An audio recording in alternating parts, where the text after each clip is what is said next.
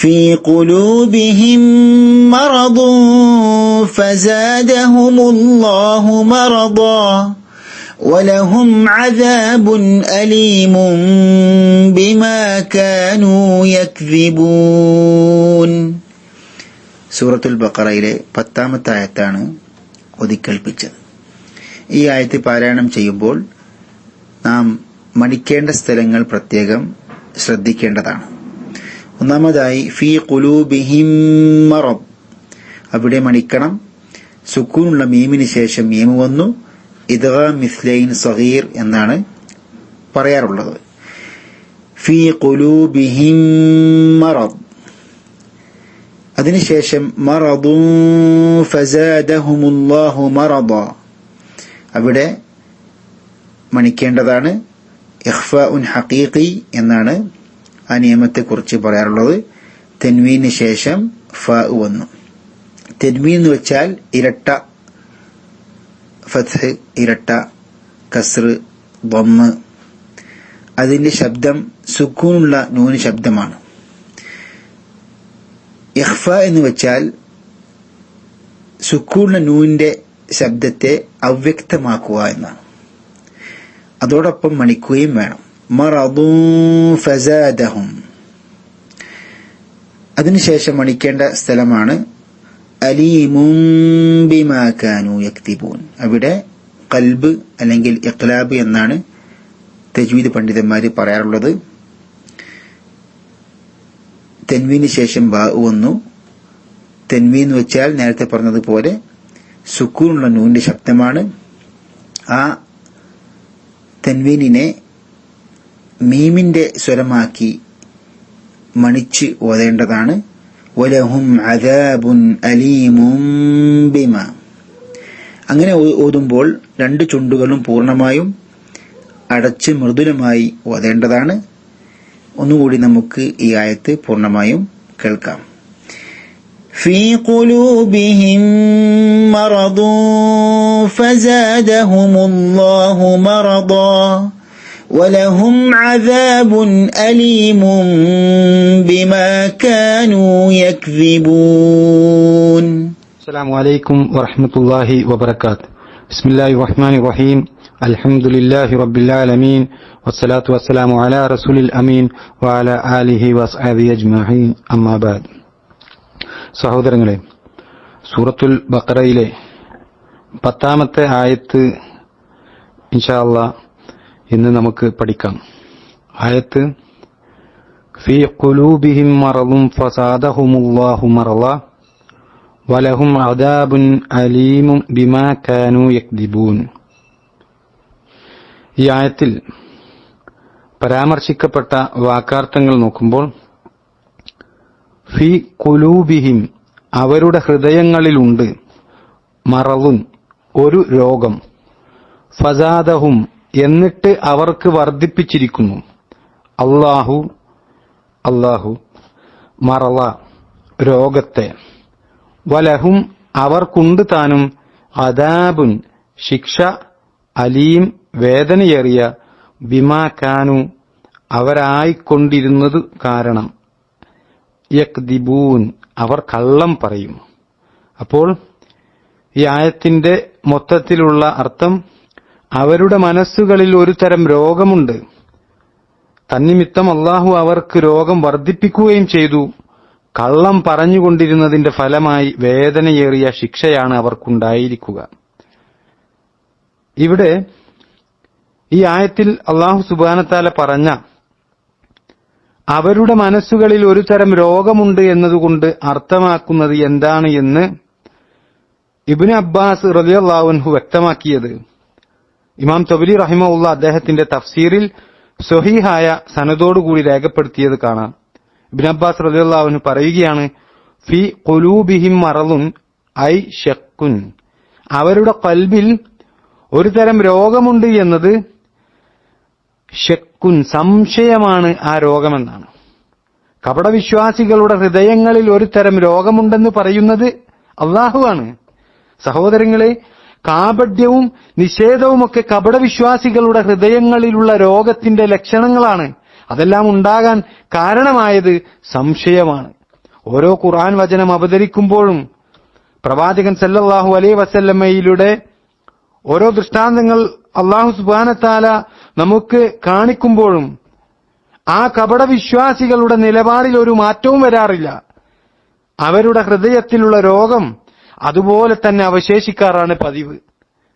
മാത്രമല്ല, അള്ളാഹുവിൽ നിന്നുള്ള വല്ല പ്രമാണവും സത്യവിശ്വാസികൾക്കിടയിൽ അവതരിച്ചാൽ ഈ കപടവിശ്വാസികളിൽ ചില ആളുകൾ അവരെ പരിഹസിക്കും. അതിനെക്കുറിച്ചാണ് അല്ലാഹു സുബ്ഹാനഹു വ തആല സൂറത്തു തൗബയിലെ 124, 125 ആയത്തുകളിൽ ഇവരുടെ ഇത്തരം പരിഹാസ്യ സ്വഭാവത്തെക്കുറിച്ച് അല്ലാഹു സുബ്ഹാനഹു വ തആല പരാമർശിച്ചിട്ടുള്ളത്.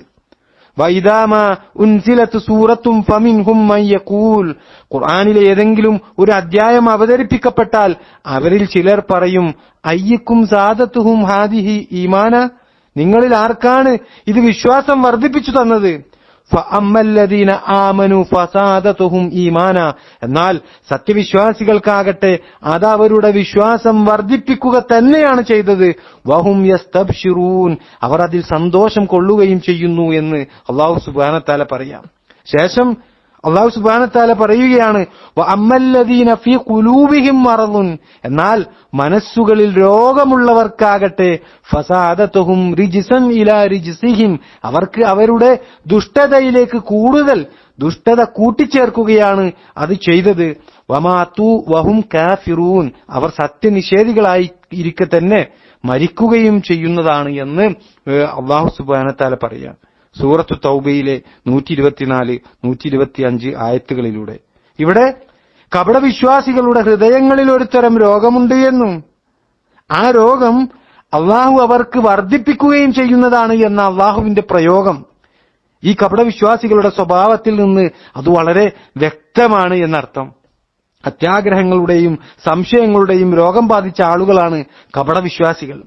ഇബ്നുൽ ഖയ്യിം റഹിമഹുല്ലാഹ് അദ്ദേഹത്തിന്റെ സിഫാത്തുൽ മുനാഫിക്കീൻ എന്ന ഗ്രന്ഥത്തിൽ പറഞ്ഞതുപോലെ ഈ രോഗങ്ങൾ അവരുടെ ഹൃദയങ്ങളെ വിഴുങ്ങുകയും അവരെ നശിപ്പിക്കുകയും ചെയ്തിരിക്കുകയാണ്. പൈശാചികമായ ലക്ഷ്യങ്ങളാണ് അവരുടെ ഹൃദയത്തിലുള്ളത്. അതുകൊണ്ട് തന്നെ അവരുടെ താൽപര്യങ്ങളും തീരുമാനങ്ങളും ദുഷിച്ച പ്രവർത്തനങ്ങളുമായി ബന്ധപ്പെട്ടാണ് കിടക്കുന്നത് എന്ന് മഹാനായ ഇബ്നുൽ ഖയ്യിം റഹിമഹുല്ലാഹ് ഇവരെക്കുറിച്ച് പറയാണ്. അതുകൊണ്ട് തന്നെ സഹോദരങ്ങളെ, ഈ കാരണങ്ങൾ കൊണ്ട് തന്നെ ഈ കപടവിശ്വാസികൾ നരകത്തിൽ പ്രവേശിക്കാൻ അർഹതയുള്ള ആളുകളാണ്. ഇസ്ലാമിക പ്രമാണങ്ങൾ ഉപയോഗപ്പെടുത്തി കപടവിശ്വാസികളായ ഇത്തരം ആളുകളെ അവരുടെ ഹൃദയത്തിനകത്തുള്ള രോഗത്തെ ചികിത്സിക്കുക എന്നത് അത് അസാധ്യമായ കാര്യമാണ് എന്ന് പണ്ഡിതന്മാർ പറയുകയാണ്. കാരണം എന്താ?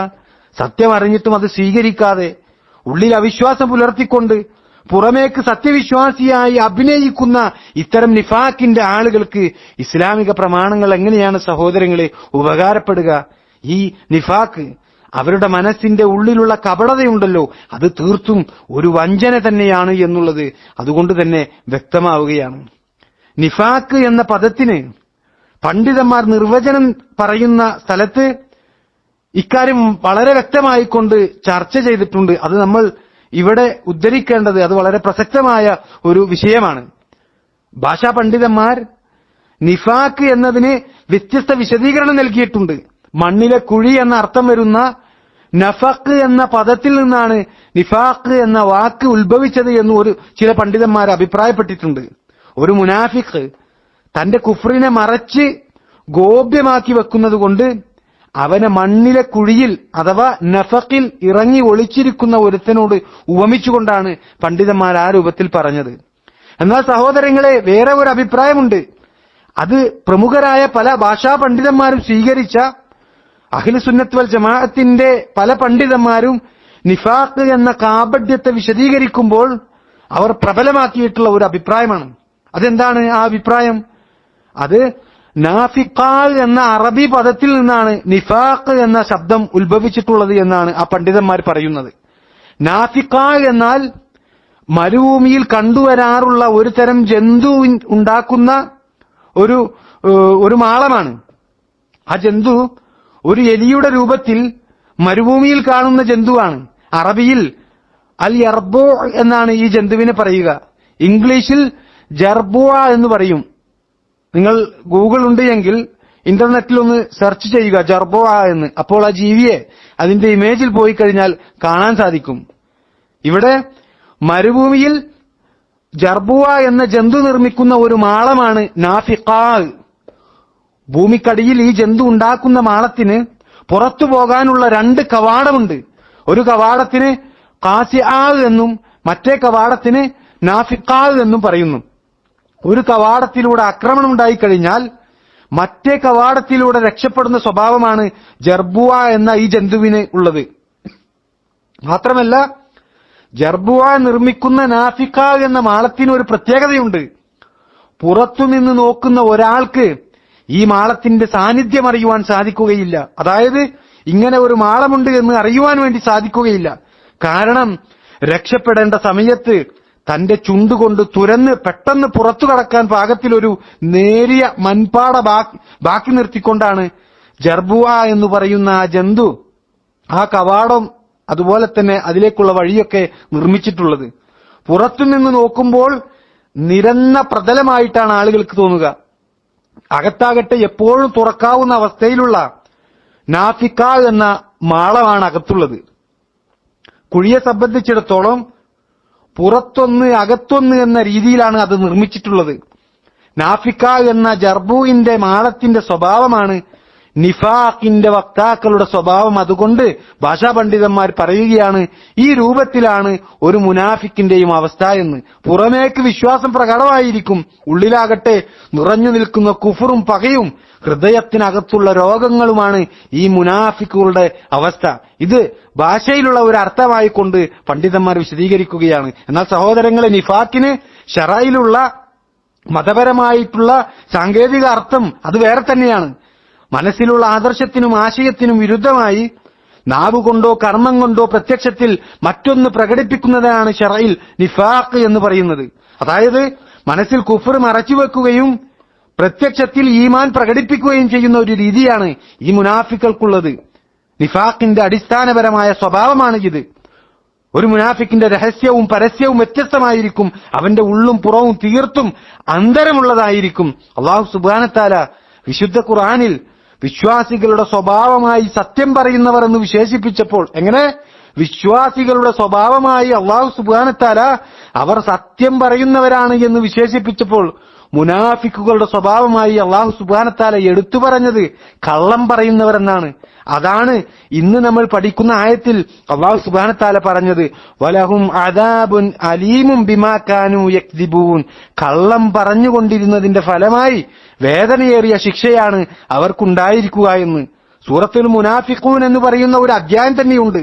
അതിലെ 1-ാമത്തെ ആയത്തിൽ തന്നെ അല്ലാഹു സുബ്ഹാനഹു വ തആല അവരെ കുറിച്ച് പറയുകയാണ് വല്ലാഹു യഷ്ഹദു ഇന്നൽ മുനാഫിഖീന ലകാദിബൂൻ. തീർച്ചയായും മുനാഫിക്കുകൾ കള്ളം പറയുന്നവരാണ് എന്ന് അല്ലാഹു സാക്ഷ്യം വഹിക്കുന്നു എന്നാണ്. നോക്കൂ സഹോദരങ്ങളെ, അവർ കള്ളം പറയുന്ന ആളുകളാണ് എന്ന് അല്ലാഹുവാണ് സാക്ഷ്യം വഹിക്കുന്നത്. ഈ രൂപത്തിലുള്ള ആയത്തുകൾ ഇനിയും ധാരാളം പരിശുദ്ധ ഖുർആനിൽ നമുക്ക് കാണാൻ കഴിയും.